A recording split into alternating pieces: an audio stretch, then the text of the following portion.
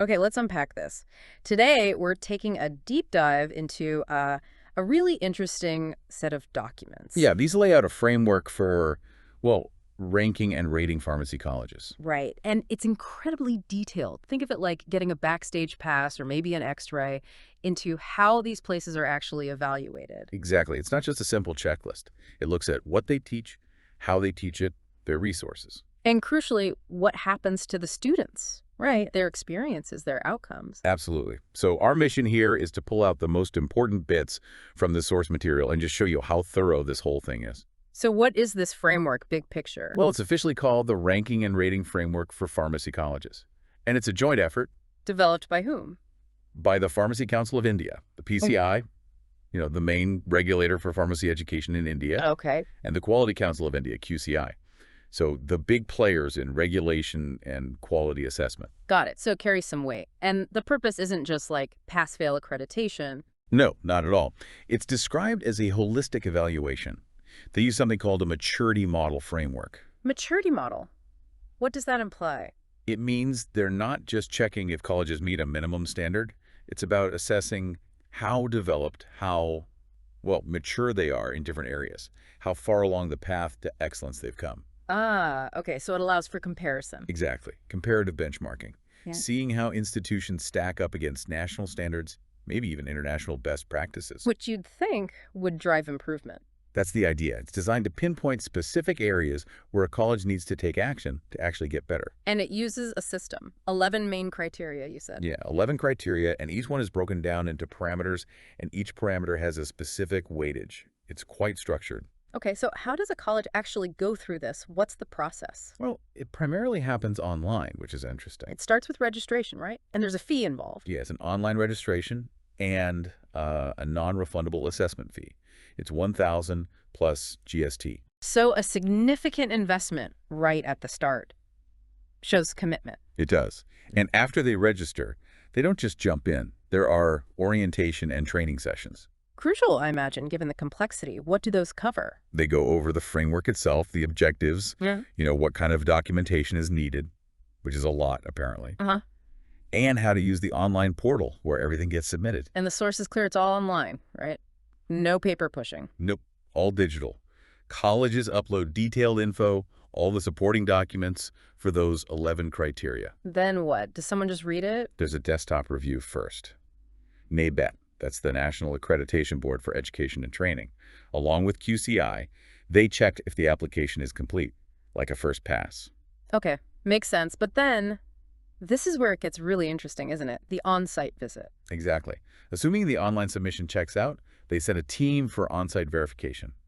The rubber meets the road, so to speak. How long does that take? It's pretty focused, a day and a half. And who's on the team? Usually 2 expert assessors, people who really know pharmacy education, Right. plus 1 representative from the NABED or QCL Secretariat, kind of overseeing the process integrity. And what do they do on site? Just walk around? Oh no, it's packed.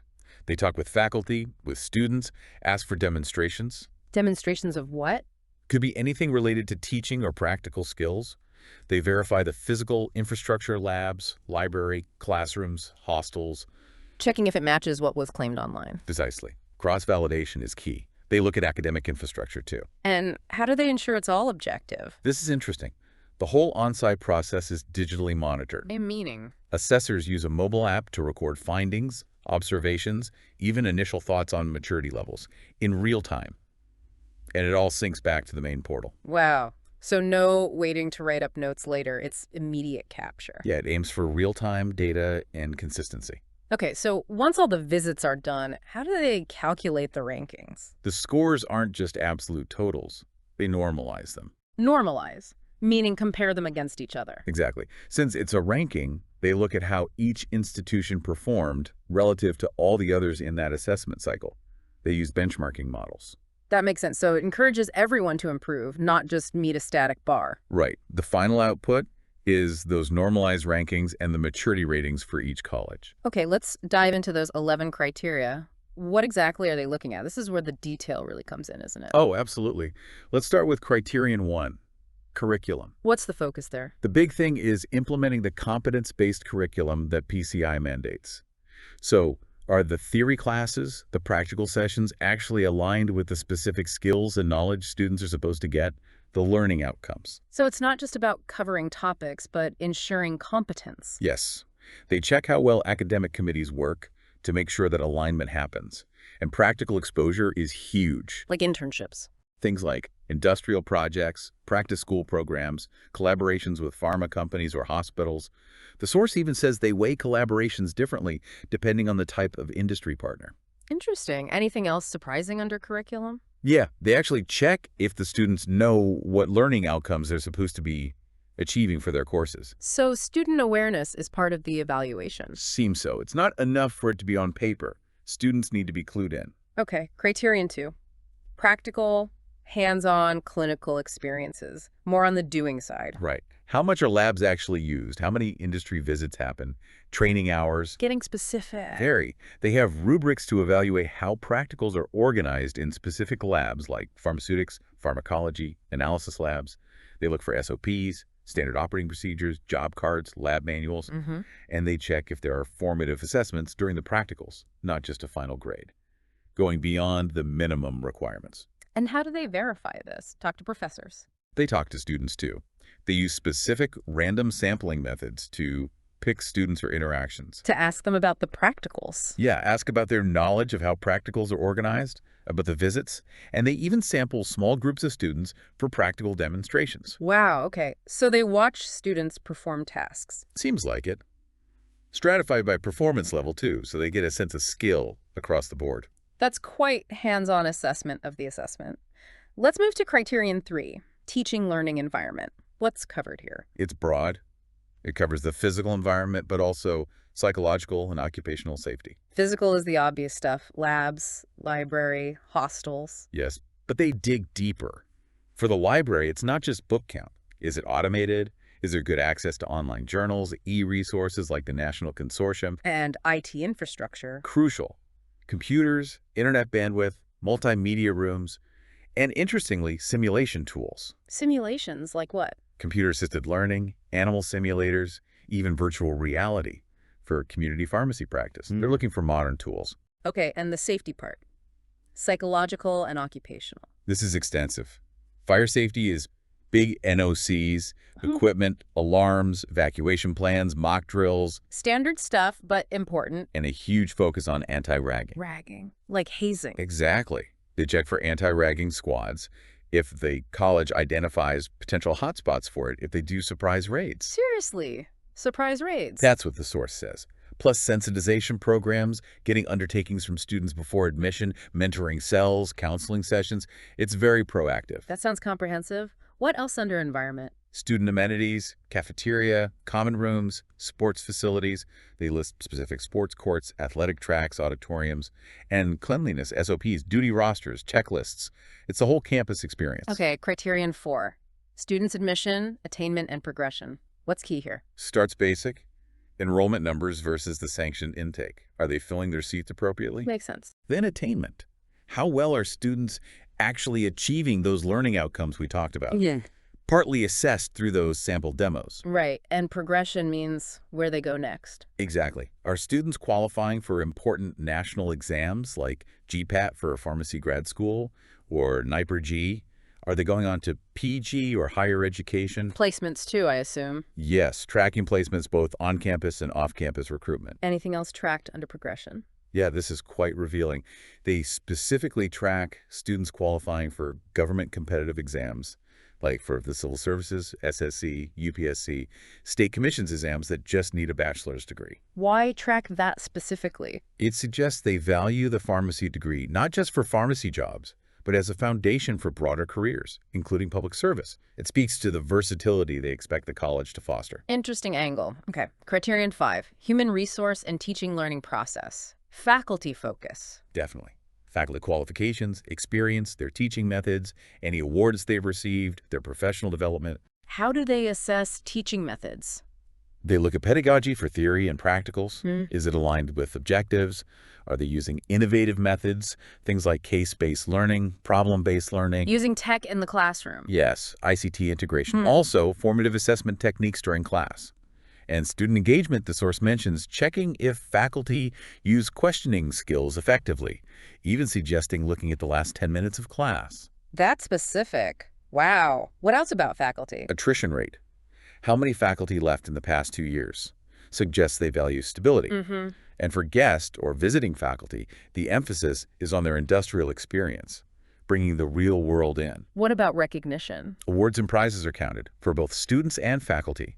International, national, state level. They're across different categories too: academic, research, sports, arts, outreach, different scores for each. And faculty development. Big focus. Tracking presentations at conferences, completion of faculty development programs, FDPs, workshops, online courses like MOOCs.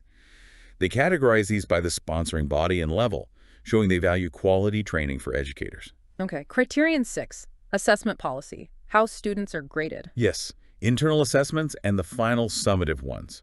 How are internals planned and done? Do they align with outcomes?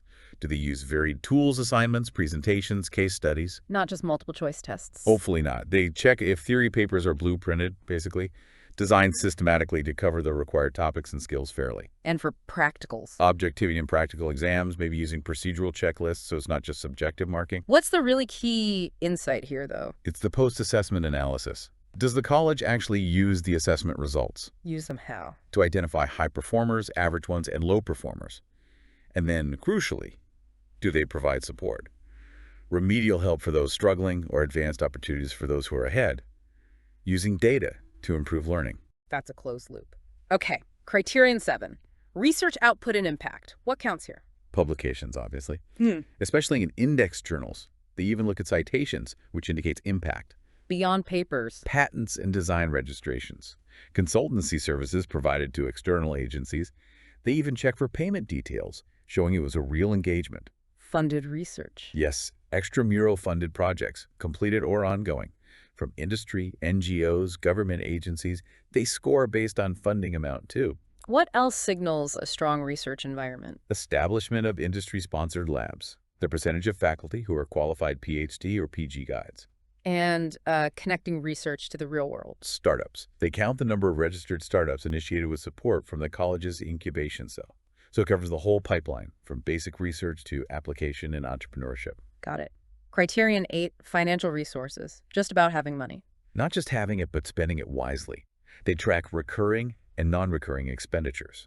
On what specifically? Library resources, books, journals, consumables for labs, including, interestingly, animal labs or simulated labs, non-consumable equipment, sports facilities, Spending on people. sponsoring faculty for external FTPs, salaries for teaching and non-teaching staff. And safety spending. Yes, specifically strengthening safety measures, lists fire safety, water, CCTVs, electrical systems, lifts, biomedical waste management, very detailed. Any other spending tracked? Spending on community outreach programs, and providing seed money for faculty's own internal research projects. It shows investment priorities. Okay, that leads nicely to Criterion 9, community outreach programs. Right. How does the college engage beyond its walls? Focus is on organized awareness programs. Like what? The source mentions medication awareness about prescription drugs, over-the-counter meds, delivered in adopted villages, local communities, schools. Practical help too. Yes, medication adherence support programs, helping people with chronic diseases manage their meds, maybe accessing low-cost essential medicines, collaborating with old-age homes. They even look for recognition from local government or health departments for this work. What else constitutes outreach? Observing or celebrating national or international health days, often tied to specific campaigns like smoking cessation, medicine take-back programs, nutrition wellness, health screenings, shows commitment to public health. Nearly there. Criterion 10, quality assurance system. This is internal, right? Yes, how the college monitors and improves itself. Yeah. The functioning of the internal quality assurance cell, the IQAC. What do they check about the IQAC? Staff training on quality processes. Are they using scientific models for improvement, like the PDCA cycle plan, do, check, act? Are departments developing indicators to track their own quality? And is there evidence of self-audits actually happening and being acted upon? So walking the talk on internal quality, and finally Criterion 11, feedback and perception of stakeholders. Whose feedback? Key groups. They collect online feedback from sampled students. About what? Teaching, learning, facilities, the program's impact on them. Faculty feedback too. Yes, all faculty give feedback. on work conditions, their aspirations, loyalty to the institution. And alumni. Sampled alumni provide input on networking opportunities, the college's reputation among peers and employers, their own involvement post-graduation, how society perceives graduates from there. Any other feedback source? Yes, reports from the Regulators Inspection Committee, the PCI itself. They specifically check if the college has fixed any non-compliances pointed out in previous inspections. So it ties back to basic regulatory compliance as well. Exactly. Physical infrastructure issues, academic requirements, governance, finance, equipment. Closing those loops is part of this assessment. Okay, so across all these 11 criteria, there's scoring involved. Detailed scoring. Each parameter has a weightage and rubrics, often with 4 levels described, from minimal compliance right up to exceeding expectations. And then the crucial step, normalization. Right. Scores are adjusted based on how everyone else performed in that cycle. It's comparative. And the final result is submitted to PCI. Final consolidated results, yeah. Yeah. The normalized rankings and those maturity ratings, giving PCI a dynamic picture of quality across the board. So stepping back, this framework, it's definitely not just ticking boxes. Not even close. It's deeply structured, multifaceted, tries to capture the whole picture of a pharmacy college's quality. From the nitty-gritty of aligning one class with an outcome. The spending on sports facilities, or even conducting surprise anti-ragging raids. It's incredibly broad and deep. And it gathers data from everywhere, self-reporting, the intense on-site checks, expert assessment. And direct feedback from students, faculty, alumni, multiple angles. That normalization and benchmarking piece seems key too. It forces colleges to look outwards, not just inwards. Absolutely. It's about striving for quality against the best, not just meeting a minimum. It really underscores that quality education is this complex, ongoing process touching every single part of an institution. It really makes you think, doesn't it, about what it takes to build and sustain a truly high-quality educational institution. What single aspect of this, maybe one surprising detail we discussed, stands out most to you as revealing about what quality means in this context? That's a tough one. Hmm. Maybe the focus on student awareness of learning outcomes or tracking those government job qualifications. It shows a real focus on the end user, the student, and the broad applicability of their education. What about for you? For me, maybe the sheer detail in the safety and well-being sections, like the anti-ragging measures. It shows quality isn't just academics, it's the whole environment. Something for you, the listener, to mull over perhaps if you were designing an evaluation like this for any field. What's one non-traditional indicator you'd absolutely insist on including? This has been our deep dive into assessing quality in pharmacy colleges based strictly on the sources provided.